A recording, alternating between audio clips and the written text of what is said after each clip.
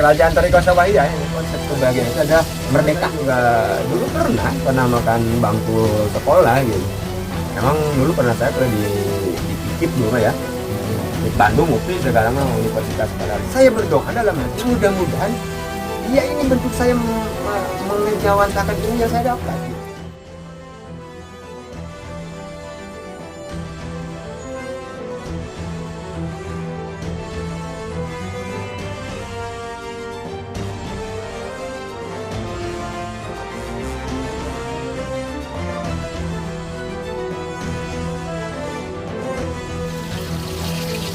No, Cimarana ya teh, kan? Di kota Kang. Wih, oh ini para kontainer. Oh, iya betul sekali Kang. Oh, ini saya mendengar dari masyarakat katanya di salah satu perbukitan ada kerajaan katanya. Betul. Itu betul nggak sebetulnya Kang?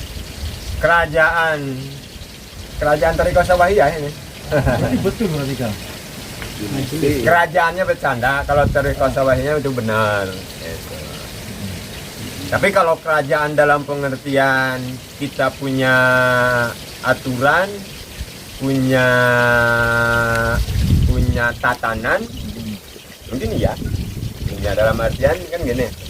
Maksudnya kalau di sini itu kita punya cara pandang tersendiri tentang ya sikap kita terhadap hidup inilah. Itu disebut Toriko Sawahiyah karena ini emang tempatnya ini di sawah. Nah, jadi tempatnya as-sawahiyah. Gitu. Jadi bukan dalam pengertian Toriko, dalam pengertian syariat agama itu kejauhan. Banyak kan gini. Kita ngobrol agama bentar ya. Iya. Jangan kenal ada Toriko Qadiriyah, Syadziliyah, terus Naksabandi. Kita hanya meminjam diksi itu aja sih sebenarnya. Kalau Toriko Sawahiyah itu karena kita bertempat tinggal di sawah, maka kita mengatakan Toriko Sawahiyah. Jadi pola hidup secara berpikirnya juga ya berpikir ala udik kita, ala orang-orang kampung. Gitu. Makanya ya belajarnya juga gurunya ya jelas alam. Belajar bagaimana mencintai, menghormati, sinambung, hidup bareng dengan alam. Belajar bagaimana proses padi tumbuh, belajar bagaimana kenapa kepiting jalannya miring, belajar kenapa kalau ada sapung itu apakah petanda kemarau atau hujan, ada kupu-kupu terbang ke timur atau ke barat. Nah, belajar seperti itulah. Makanya kita menggunakan Toriko Sawahiyah. Istilah aja sih. Dan mungkin gini Kang, yang membuat langkah kami ke sini dan Akang ini kan bukan orang sembarangan yang kami dengar. Dan Akang ini bersama istri Akang adalah orang intelektual. Bener Kang, itu kan. Yang kita dengar, yang kita dapat info bahwa Akang itu adalah orang intelektual yang bukan orang sembarangan, yang lebih memilih tinggal di hutan. Dan itu mungkin alasannya seperti apa Kang? What is the meaning intelektual? Saya kurang ngerti ya. Apa sih maksudnya intelektual? Kalau bahasa kita orang pinter kan? Pinter juga saya bingung apa itu orang pinter. Ya? Jadi kita begini. Ada petani. Dia mengolah alam, mengolah sawahnya, mencangkul, merawat, kemudian panen. Itu kan pinter. Itu kan disebut orang pinter. Kenapa Prem hari ini yang disebut intelektual, orang pintar itu satu, harus yang memiliki atau menggeluti pendidikan formal. Iya. Makanya ini saya kadang-kadang kesel. Makanya maksud saya pertanyaan tadi, what is the meaning intelektual? Apa yang disebut intelektual? Karena bagi saya intelektual itu adalah orang yang bisa memanfaatkan nalarnya, menggunakan hatinya, nuraninya, itu orang pintar. Makanya orang pintar itu berlaku bagi siapapun yang mampu mengejawantahkan apa yang diberikan Tuhan. Itu orang pintar. Makanya saya tidak setuju kalau intelektual itu harus lulusan kuliahan misalnya. Bahwa yang disebut orang pintar itu orang yang bisa semacam para peramal, bukan. Bagi saya intelektual itu adalah orang yang bisa memaksimalkan daya pikirnya, nalarnya, akalnya, otaknya, hatinya, nuraninya, instingnya. Siapapun mereka yang bisa menggunakan itu adalah orang pintar. Nah, dan saya tidak termasuk orang pintar itu, gitu. Karena kan saya masih belum bisa memaksimalkan nalar saya, pikiran saya. Saya juga masih beringsatan menggunakan insting saya, nurani saya. Contoh kayak gini, ada orang disebut orang pintar, lalu dia melihat tetangganya kelaparan. Harusnya kalau memang dia menggunakan otaknya, akalnya, ditolonglah orang yang kelaparan itu, bantulah orang-orang miskin itu. Kalau dia tidak menggunakan itu, berarti dia tidak menggunakan otaknya. Bagi saya dia bukan orang pintar. Kita lagi jalan nih, di jalan, lihat duri. Seorang profesor, jika dia lewat ke jalan dan melihat duri di jalan, tapi dia tidak membuang duri itu, bagi saya pak yuk, dia bukan orang pintar. Seorang ulama, dia punya pengetahuan tentang agama, bagaimana hidup dalam menunaikan kebaikan, tapi dia tidak melaksanakan kebaikan itu. Bagi saya pak yuk dengan kiai seperti itu, dia orang bodoh. Pejabat sama aja. Jadi pengertian bagi saya intelektual itu, orang pintar itu orang yang bisa menggunakan nalarnya, intinya, nuraninya, semuanya demi kebaikan. Itu baru dikatakan pintar. Bagi saya sih seperti itu. Jadi kalau ada orang bilang di sini orang pintar, enggak. Orang pintar mah saya udah hidup baik. Selama ini saya juga belum merasa baik. Gitu. Ya mungkin gini Kang, kalau mungkin pada umumnya orang-orang yang memiliki kelebihan yang luar biasa itu kebanyakan kan berbaur. Tapi mungkin yang kita pengen tanyakan, kenapa sih Akang lebih memilih tinggal di di tengah hutan? Apakah tujuannya seperti apa? Mungkin ada hal-hal yang mungkin kita belum tahu Kang. Visi-misinya seperti apa? Kita ngobrol yang sederhana aja. Ya. Yang paling sederhana begini. Karena bagi saya tinggal di sawah, di alam ini nyaman. Itu satu. Ini alasan yang baik. Ini nyaman gitu. Terbebas dari hiruk pikuk dunia yang bagi saya mungkin hari ini sedang hingar-bingar. Terbebas dari dunia yang bising. Bising juga metafora. Bising dalam segala macam. Bising pikiran, pikiran, mumet hati, mumet pikiran, kalang kabut, salah dan benar. Itu. Jadi pertama bagi saya tinggal di sawah itu nyaman. Terbebas dari hiruk pikuk, dan bagi saya hiruk pikuk itu bukan sebuah kesenangan. Hiruk pikuk itu bagi saya kesemrawutan. Selama tatanan hiruk pikuk itu belum diatur, belum ditatan dengan belum dikemas dengan rapi. Dan mohon maaf, saya melihat hiruk pikuk yang terjadi di Indonesia hari ini bukan hiruk pikuk yang indah, tapi hiruk pikuk yang mumet, yang rungsing, yang bikin macet kepala kita. Yang kedua, ini kalau saya hubungkan dengan apa yang disarankan guru-guru saya. Karena hiruk pikuk itu, lalu kita kehilangan saat, kehilangan momen untuk sedikit merenung. Dan merenung itu dalam bahasa agamanya kan tafakur. Karena kita terbiasa di dalam hiruk pikuk, kapan kita sekali-kali semedi, sekali-sekali bertapa, sekali-sekali berzikir, merenung, bertafakur. Nah, menyempitkan diri itu. Ujlah kalau kata para kiai, kayak kan ujlah lah. Ujlah itu maksudnya mengosongkan diri, menyerap energi-energi yang jernih dulu gitu.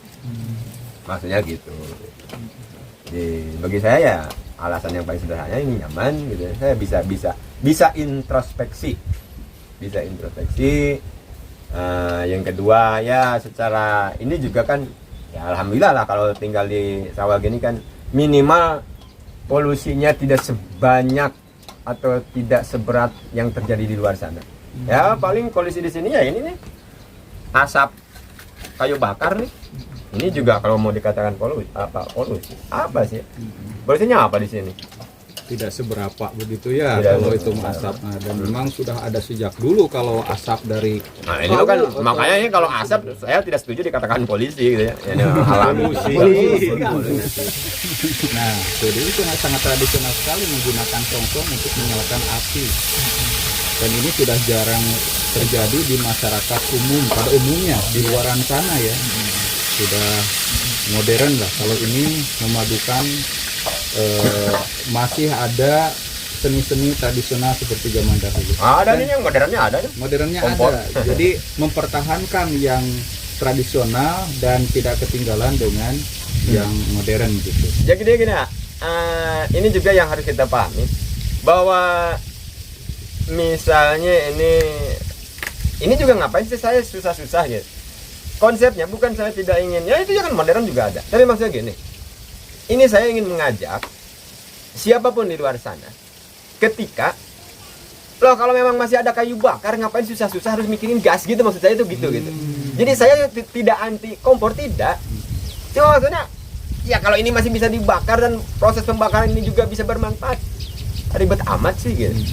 Ya kecuali kalau di sini di sawahnya sudah tidak ada kayu bakar, ya mungkin saya juga mikir nyari apa penggantinya gitu. Maksudnya gitu. Jadi konsep dari ini saya ingin mengajak siapapun gitu. Mari kita memaksimalkan, memanfaatkan sesuatu di sekeliling kita. Ketika itu masih bernilai, masih punya manfaat, ya manfaatkan.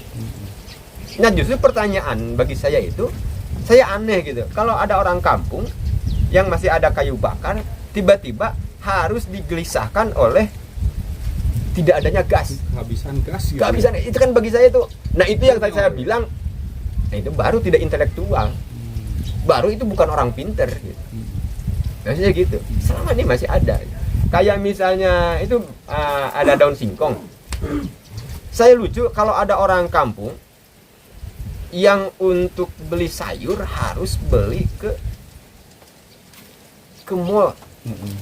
Ya ampun, ini dunia macam apa ini? Maunya gitu. Enggak intelek. Nilai, maksudnya gini, untuk sisi ekonomi juga kan membantu gitu. Ngapain sih saya harus ngelain uang buat beli sayur yang padahal ada di sekeliling kita, ada itu di Pematang juga banyak gitu. Kayak gitu. Jadi kalau orang gunung beli garam masih masuk akal bagi saya itu. Ikan asin mungkin masih masuk akal. Itu kalau kayak sayuran apa gitu. Atau misalnya orang kampung harus gelisah memikirkan enggak kebeli roti kan boleh bilang goblok nggak saya di sini? Maksudnya ada orang yang goblok ketika orang kampung harus kelaparan gara-gara di kepalanya itu tidak bisa beli roti padahal ada singkong. Tuh. Maksudnya gitu. Padahal di belakang rumahnya ada ubi. Ini kepala macam apa sih yang harus gelisah tiba-tiba karena roti naik, telur naik. Nah, saya tinggal di sawah itu karena saya ingin merdeka. Intinya itu aja. Luar biasa. Saya ingin merdeka dari penjajahan yang seharusnya tidak menjajah kepala kita. Makanya alhamdulillah hari ini saya tidak peduli mau gas naik, LPG naik, tidak peduli, terserah. Karena saya punya kayu bakar. Luar biasa. Di Indonesia tidak ada pabrik roti, pakai terserah bagi saya itu. Karena saya punya singkong. Maksudnya kayak gitu. Ini pakai juga, saya tidak memarahi personal, bukan. Pakai terhadap zaman gitu. Dan itu yang menjadi masalah hari ini di bangsa kita kan. Ketergantungan ya. Ketergantungan akhirnya. Saya contoh ngebayangin kalau kita kembali ke zaman Urdu, ini contoh aja gitu ya. Kayaknya orang Baduy tidak pusing karena nggak ada pertalit ya. Masih ada hidup. Udah usianya udah lama. Pernah nggak mendengar orang Baduy pusing karena kehabisan kuota? Sekarang itu mau kita kan. Hidup. Nah, ini saya ingin merdeka seperti itu. Gitu. Terus, Bung, apakah terus Anda anti atau melarang modernisme? Tidak, silakan. Selama Anda menikmati silakan. Cuma seandainya itu tidak ada hari ini, kita juga harus punya solusi lain. Dan itu bukan kewajiban. Enggak haram kita, enggak. Saya itu perasaan enggak haram kalau ini kompor gasnya habis, kemudian oke kayu bakar nggak haram, Boleh saja. boleh saja kok. Nah gini Kang, itu yang kami lihat Akang itu kan kayak hidup santai, rileks. Yang mungkin pertanyaannya apa sih Akang arti dari kebahagiaan menurut Akang? Paham, ada dua soal. Ini maaf saya ngekat aja ya. Satu, jadi bagi saya salah satu konsep kebahagiaan itu adalah merdeka, itu satu. Ini pas nih momennya 17 Agustus nih. Ini bulan Agustus gitu ya. Merdeka akan membuat kita bahagia secara psikologis. Karena apa? Kata si Akang tadi, kita tidak tergantung. Yang menentukan itu kita. Bukan siapapun yang kita gantung itu. Selama kita masih menggantungkan diri, artinya ada satu sisi psikologis yang membuat kita tertekan. Jadi salah satu kebahagiaan itu satunya merdeka. Merdeka jiwa, nanti panjangannya merdeka jiwa, merdeka pikiran, dan sebagainya. Hari ini, kenapa kita kekurangan bahagia? Jadi kalau saya memprediksi kayaknya Indonesia peringkat keberapa gitu ya di kebahagiaan dunia itu ya. Ya ke 100 lebih kayaknya. Karena kepala kita, hidup kita udah tergantung. Mending kalau tergantungnya kepada Tuhan yang Maha Kuasa. Nah, Ini kan ketergantungan kepada benda, kepada makhluk yang lebih rendah daripada kita sendiri. Masa ada manusia tergantung kepada HP, itu kan goblok, bagi saya itu goblok. Ada manusia hidup kebahagiaannya tergantung kepada kompor gas, itu goblok. Ini nggak kasar kan, saya bilang goblok kan. Itu kata sifat itu.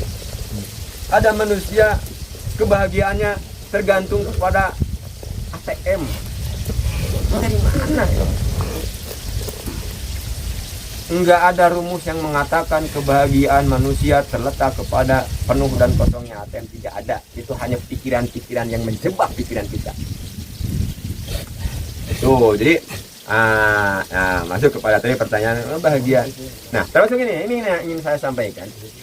Bagi saya, bahagia itu kan sebuah kata sifat. Nah, pertanyaannya, kita mencari bahagia yang kata sifat, tapi yang dicarinya adalah benda, wujud. Sifat harus dicari dengan sifat, benda harus dari benda. Ingin bahagia kalau punya duit, itu kan benda, nggak nyambung benda dengan sifat. Jadi kalau ingin mencari kebahagiaan, sifat carilah dengan sifat lagi. Sifat maksudnya ke rasa. Maka orang banyak terjebak mencari kebahagiaan dengan benda. Benda perantara bos. Jadi kalau ingin nyari kebahagiaan, maksudnya ke rasa. Dan rasa itu tidak terbatas oleh ruang dan waktu. Luar biasa. Kalau tidak terbatas orang waktu. Jadi orang boleh bahagia di kampung, orang boleh bahagia tinggal di kota, orang boleh bahagia dengan makan singkong, orang boleh bahagia dengan makan roti, bahkan orang bisa bahagia tanpa makan. Karena rasa. Ada gitu orang yang bahagia tanpa makan? Wah, obrolannya makin jauh.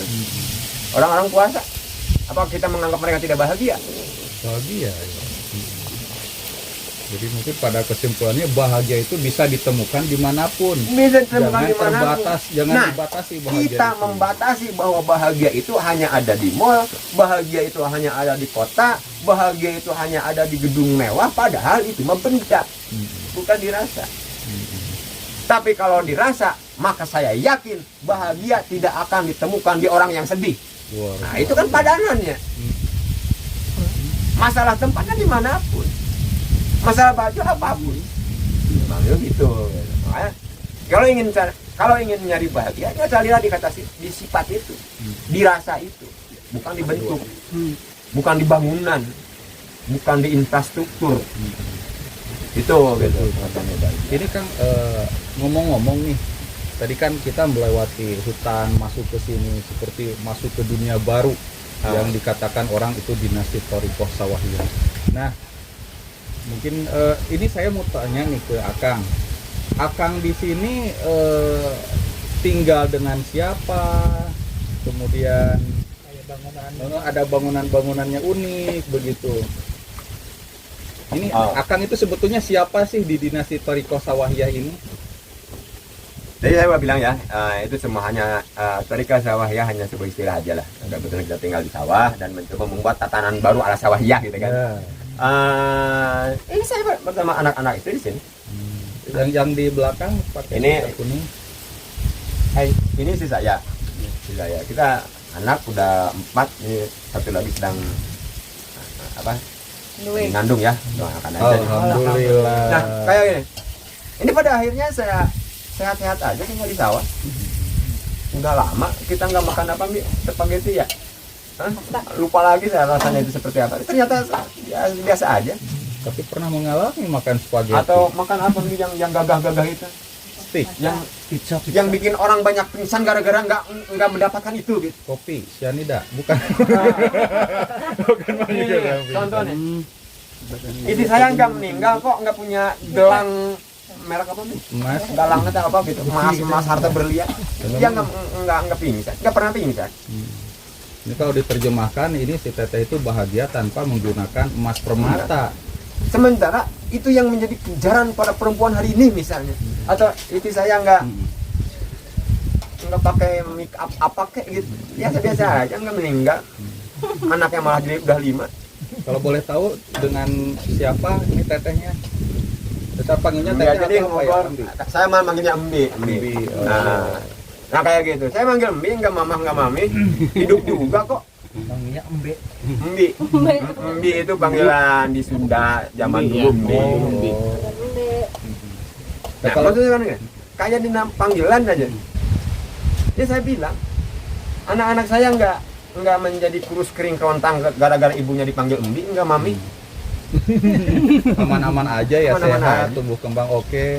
Ini kalau boleh tahu anaknya ada berapa ini tuh? Oh, itu mah ada 4 ini. Ada 4 dan ini sedang mengandung, jadi mudah-mudahan semuanya sehat begitu ya. Ya. Dan Akang ini kalau saya lihat nih setelah saya bertemu dengan berbagai macam narasumber, yang paling baik cara komunikasinya, kemudian ide-idenya yang cemerlang. Apakah ini punya latar belakang pendidikan yang hebat begitu kalau boleh tahu? Sebenarnya saya minta maaf. Ini kalau ngomong emang goblok juga sih, gak nada bicara saya kencang deh. Tapi insya Allah ini kan saya tidak bukan memarahi siapapun gitu. Ini hanya memarahi kondisi gitu maksudnya. Saya tadi ada kalimat gublak ini bukan ke personal, Iya, betul. ke zaman gitu. Harus membedakan antara ke personal dengan Makanya ide gitu. yang dikeluarkan begitu. Ini ada yang goblok di zaman ini gitu. Pikiran-pikiran kita ini ada yang Yang perlu salah ya harus apa ya perlu disadarkan. gitu. Gitu gitu. Apakah Kalau akan- latar belakang pendidikan secara formal saya juga dulu pernah makan bangku sekolah gitu. Emang dulu pernah saya kuliah di IKIP dulu mah ya. IKIP Bandung UPI, sekarang mah Universitas Padahal IKIP gitu. Atau Universitas Percobaan Indonesia juga boleh gitu. Karena maksudnya mudah-mudahan UPI jadi kampus percontohan Amin. yang bisa mendidik bangsa ini gitu, Masya maksudnya Allah. gitu. Dan saya produk gagalnya. Saya produk gagal. Kalau dikatakan gagal dalam pengertian saya tidak bisa melaksanakan apa yang menurut umum dilakukan. Tapi saya berdoa dalam hati mudah-mudahan ya ini bentuk saya mengejawantakan ilmu yang saya dapat gitu. luar biasa? Jadi kalau kayak gini. Hari ini kan saya hanya tinggal di sawah, bertani ala kadarnya, ngopi ala kadarnya. Tapi enggak juga loh. Saya juga ini lagi mencoba mentransfer apa yang saya pahami dari Kampus ya. dari kampus saya. Bahwa saya melihat substansi pendidikan kayak gini. Yang dimaksud pendidikan itu infrastrukturnya, ruangnya, waktunya, atau substansi transformasi pengetahuannya. Nah, jadi maksudnya kalau berbicara transformasinya, ini saya juga selagi menyampaikan orang-orang di sini. Itu buktinya ada majelis. Artinya saya juga sedang ikut berjibaku dalam pendidikan. Cuma memang saya tidak menjadi PNS saja dan tidak mendapat gaji dari Pak Jokowi. Tapi bagi saya nggak apa-apa. Dan ini ternyata luar biasa, teman-teman, kita sedang bicara dengan seorang lulusan dari Universitas Pendidikan Indonesia atau UPI yang tinggal di tengah-tengah sawah. Dan Saya juga membangun ingin mengimbau kepada teman-teman yang anggaplah satu alma mater, mari kita turun ke jalan. Dalam arti turun ke jalan itu begini. Terus kalau anda tidak mendapatkan kedudukan formal sebagai tenaga pendidik, terus anak-anak akan diam gitu. Terus hak untuk mendidik bangsa itu harus profesi kita menjadi guru gitu. Terus kalau kita tidak menjadi guru, kita gagal mentransformasi pendidikan. Kan jangan sampai berhenti sampai di situ gitu. Kayak seorang kiai gitu. Terus pengertian kiai itu hanya kalau dia menjadi imam masjid atau dia punya pesantren. Kan enggak juga gitu. Kiai itu kan orang yang berilmu yang kemudian mentransfer ilmu agamanya kan gitu. Masalah dia punya ruang, punya tempat, itu kan lain hal. Jadi kalau saya boleh sombong ya, saya juga tenaga pendidik. Siapa yang dididiknya? Minimal anak saya. Saya ajarkan bagaimana dia mencintai alam, bagaimana dia berkebudayaan, bagaimana dia memahami agama versi apa yang kami tahu gitu. Kayak gitu. Nah, cuma hari ini kan yang disebut pendidikan itu harus ada SD Impresnya, harus ada SLTP formalnya gitu kan. Di luar itu nggak sekolah disebutnya kan gitu kan. Dia juga harus dibenahi oleh Menteri Pendidikan kita gitu. Apa sebenarnya substansi pendidikan gitu. Kalau tetenya sendiri itu sama lulusan UPI kan? Sama, dia juga dari UPI. Luar biasa, berarti kompak sekali ya. Kompak. Mencerdaskan kehidupan bangsa dengan cara yang berbeda. Tidak harus di sekolah, di bawah bangunan, di alam pun bisa. Iya. Yang paling penting itu transfer Malah gini ya. ilmunya. Malah gini, saya ingat siapa yang bilang ya. Maksudnya gini, kalau kita membatasi pendidikan hanya ruang kelas atau yang formal, maka saya melarang bangsa Indonesia untuk sekolah. Kalau mengartikan sekolah itu terbatas oleh ruang dan waktu itu. Bagi saya sekolah malah membodohkan kalau kita membatasi diri seperti itu. Tapi kalau kita tarik pengertian pendidikan secara luas terhadap substansinya, maka kita bisa belajar dimanapun. Semua hal bisa menjadi guru kita. Kita bisa belajar dengan pohon pisang, kita bisa belajar dengan yang saya sebut tadi kepiting, kita bisa belajar hanya dengan pada kayu bakar. Kalau kita mengartikan pendidikan secara luas gitu. Dan ini Thoriko Sawahiyah ini adalah bagian daripada sekolah itu sendiri, Nah. pendidikan itu sendiri. Dan Akang ini saya sangat penasaran sekali. Thoriko Sawahiyah ini di sini ada bangunan apa saja, mungkin nanti kita bisa lihat-lihat di sini Akang. Boleh, Dan untuk perkenalannya barangkali cukup sekian. Terima kasih penjelasan tentang Thoriko Sawahiyah dirasa cukup lengkap. Mungkin nanti di episode selanjutnya. Jalan-jalan silakan. Nanti ini kebetulan lagi masak, nanti kita makan bareng lah. Alhamdulillahirobbilalamin. Terima kasih. Assalamualaikum warahmatullahi wabarakatuh. Assalamualaikum warahmatullahi wabarakatuh.